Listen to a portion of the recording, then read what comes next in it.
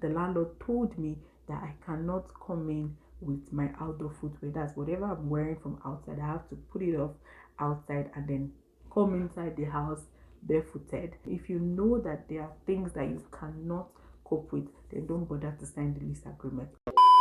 Hi guys, welcome back to my YouTube channel. My name is Yemisi, and if you're seeing my face for the first time, subscribe and join the family. In this video, I'm going to be sharing with you how to get a good accommodation in Canada, what to look out for, what to do when you land, and also sites to check in order for you to be able to get a good accommodation, or sites to check basically if you're looking for a rental space. Also, I'm going to share with you some of the interesting and funny house rules that you can also get, or that you can get from landlords when you want to get a place. If this is something that you're really interested in, then definitely keep on watching.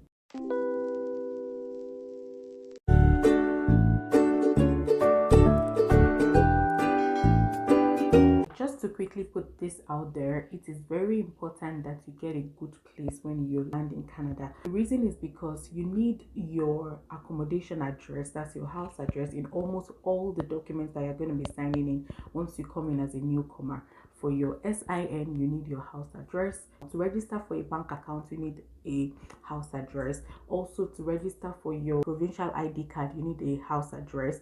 If you're applying for a job, of course, you need your SIN before you can apply for a job. So getting a good accommodation is very, very paramount, because when you get a place and you're not satisfied and then you have to go to another place, you have to change your address in all the platforms that you have created your profile with the previous house address.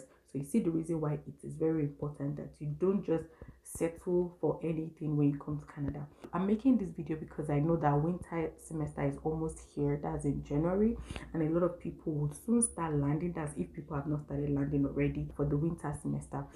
This is November, so I'm sure people will be landing now, and of course people will definitely come in a rush in December. So that's why I thought to quickly share this, and also because I've gotten a lot of questions as to how I was able to get a place when I landed in Canada. So this video is not for those people that already have like family members, family friends, or friends that they can squat with, or like that can accommodate them when they land. This video is basically for those people that do not have anyone in Canada at all, just like my case.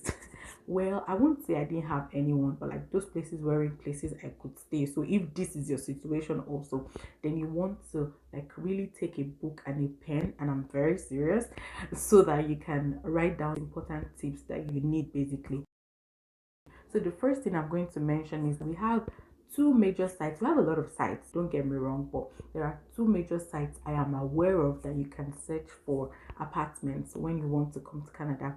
Kijiji.ca is a very popular one, and also Facebook Marketplace. These sites are not only to get accommodation, they are also to like get a lot of things, like if you want to buy anything ranging from household items, so many things, clothing and all of that, but like you also know them for getting an accommodation, right?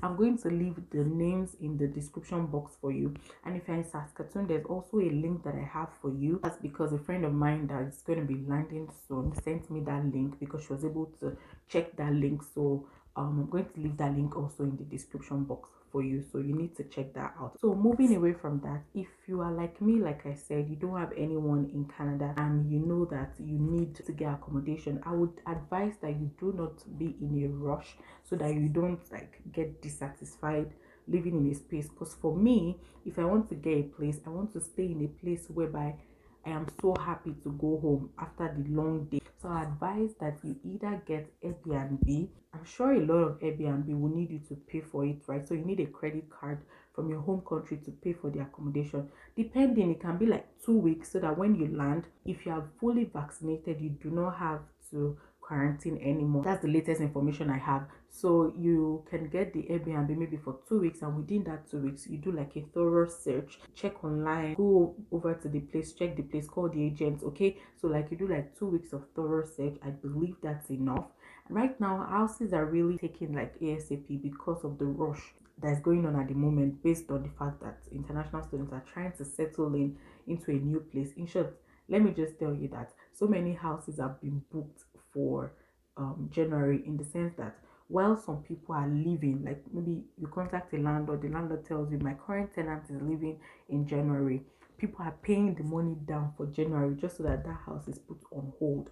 That is how much people are trying to secure an accommodation immediately. So it's fastest fingers.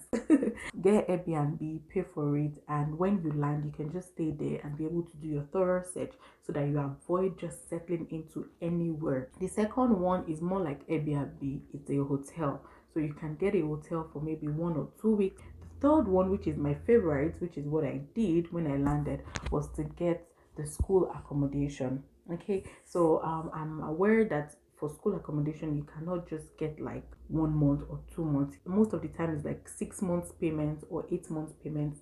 If not, you would probably have to pay like a fee because you didn't spend up to the time that you signed for. To me, the best option is to stay in the school, even if it's for 6 months, 8 months. By that time you already have attended classes, you have met people that you feel like you can live with.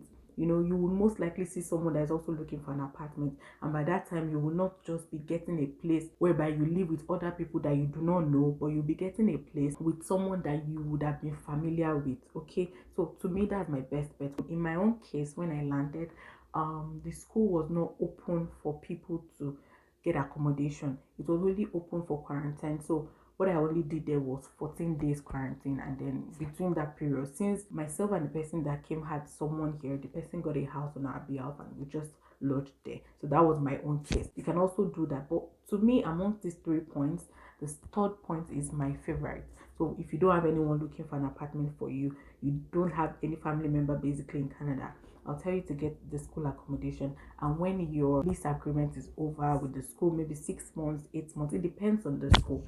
By that time, you would have known the area very well. You would have known the area you want to live in. You would have known your preference basically and the kind of person you want to live with. So to me, that's my best bet. But of course, you have all these options on your plate. Choose the one that best suits your own desire.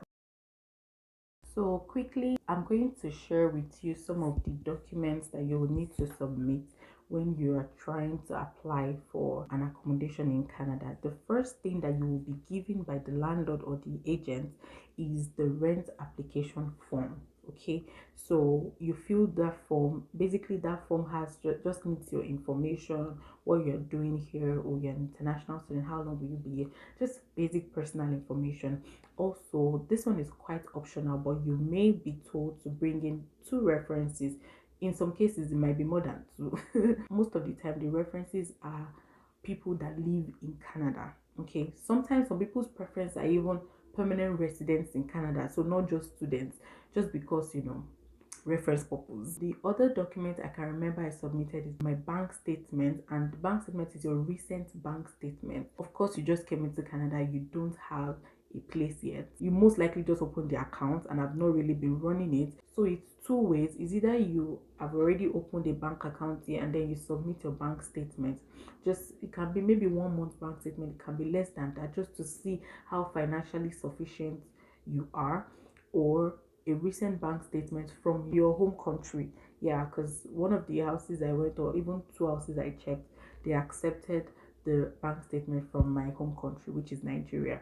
Also, you might be told to submit an international passport. That is, if you do not have your student ID card, or they might be asking you for the two of them, and sometimes they also ask for provincial ID card. It depends on the landlord or the apartment that you are looking out for.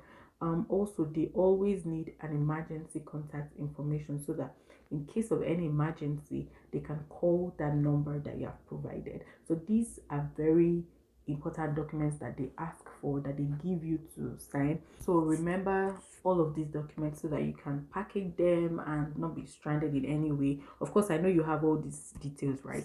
But for the reference, I know it can be quite difficult for some people. This is quite optional. In my own case, I needed one guarantor. So yeah, some houses that I went to, they didn't really need a reference. They were fine with the emergency contact information. So yeah, you can correct me if I'm wrong in the comment section. Just for those people that have been living here for a very long time. Okay, but these are my own experiences. I also have people that are looking for houses presently, so I was able to ask them some of these questions, and yeah, this is why I compiled this to share with you. So moving on to what to avoid, what to look out for, the common house rules that you can get once you are looking for accommodation in Canada. Some of them might be very funny, but they are real. Okay, so the first one is that, like I said, do not be in a rush. Take your time to search for an apartment. So you don't want to like live with people that you're not sure of. It might not be possible for you to meet everyone in the house, but go there when you can ask questions from the current occupants in the house. Just take your time. Basically, that's my number one point. Number two is read your lease agreement well and ask questions before you sign. Once you sign an agreement, you have signed it.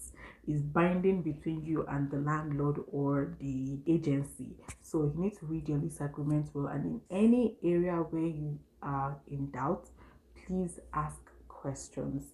That's my second point. The third one is that some landlords will require that you sign a lease of 6 months, 1 year, or 2 years, depending on that landlord. So in some cases, some landlords that accept that you pay just 6 months. Most of the time, I know it's 1 year, and then sometimes you see some landlords that want 2 years lease agreement, meaning you cannot leave their house until that tenure or that period is over. Works for some people, does not work for some people. For example, if you get a place and you really, really love the place, you might not mind signing 2 years. But if you get a place and you're just like, oh, I just want to manage this place for now, maybe 6 months will be your preference, and that's what you need to look out for. The fourth one on my list is some landlords prefer check, direct deposit, bank drafts, or cash. So there are some landlords that their preference is direct deposit. Some landlords will tell you, no, I prefer check every month. Some landlords will tell you that they prefer cash. So just look out for this. If you have signed that you're going to be giving them check and then you're telling them, oh, this month I don't have, there might be an issue basically because you have signed it. So look out for what you feel like you can do. For me, I prefer to just transfer at the comfort of my room and just transfer my monthly rent to my landlord, which is what I'm doing. The fourth one is that you should watch out for rules. I'm going to look down for this one. The reason why you have to watch out for these rules is because you can be sued. Well, maybe not that serious, but you can be sent off without notice, depending on whatever agreement you must have had in the lease agreement, because it's always written there, if you go against these rules, blah, blah, blah, blah, blah. So just watch out for these rules because they're very important. And some of the common rules you are going to see is no pets, no smoking, no partying, people cannot visit. Yes, some landlords will tell you that nobody can visit you. Another one is don't come in with your outdoor footwear. Yes, this one, when I was looking for an apartment, the landlord told me that I cannot come in with my outdoor footwear. That's whatever I'm wearing from outside. I have to put it off outside and then come inside the house barefooted, then change into my indoor footwear. And then there was even one that told me that anytime my friends come visiting, I have to go outside to open the door for the person. Like I must not put on the door, whatever, for the person to just come in that way. I have to go outside, open the door for the person, ensure that the person does not wear his shoes or her shoes, and then the person can come in. Yes, I'm very serious. This is real. It has happened to me. I'm telling you based on my experience. Some landlords will tell you that there's no screwing of anything in the wall, no wallpaper, nothing. They just want it plain and blank. Okay, so all these rules, they are very real. So you don't want to go against them. If you know that there are things that you cannot cope with, then don't bother to sign the lease agreement. The last one on my list is some landlords will tell you that your house rent covers your utility bills. Some will tell you, oh no, you have to pay for your gas, that's your hydro. Some will tell you, oh, you have to pay for your Wi-Fi. So some houses will tell you that your monthly rent covers your Wi-Fi. Some will tell you that you have to pay for your Wi-Fi yourself and your hydro. Some will tell you that your monthly rent will cover all your hydro and everything, which is better for you because during winter, I'm very sure that a lot of people use more hydro than they would during summer. Like you have to put on your heater, right? And it consumes more power. So I think that's the best option. But then if you don't get such apartment, if your apartment is the one that you have to pay for your hydro and your Wi-Fi, of course go for it. But I just want you to know that these are some of the rules or some of the things to look out for when looking for an accommodation in Canada. So do not be in a rush. Take your time to get a place. Okay, all right guys, I've come to the end of this video. Don't forget to like this video, share and subscribe. Let me know if you have any other question in the comment section, and don't forget to go to the description box because I'm going to be leaving the links and also the names of the sites that I've mentioned in the description box. Also share this video to those people that would be landing soon in Canada. I'm sure this video is a timeless video, so regardless of when you land, this video will definitely help you. And don't forget to subscribe if you have worked up until this point. Okay, I'll see you guys in my next video. Bye now.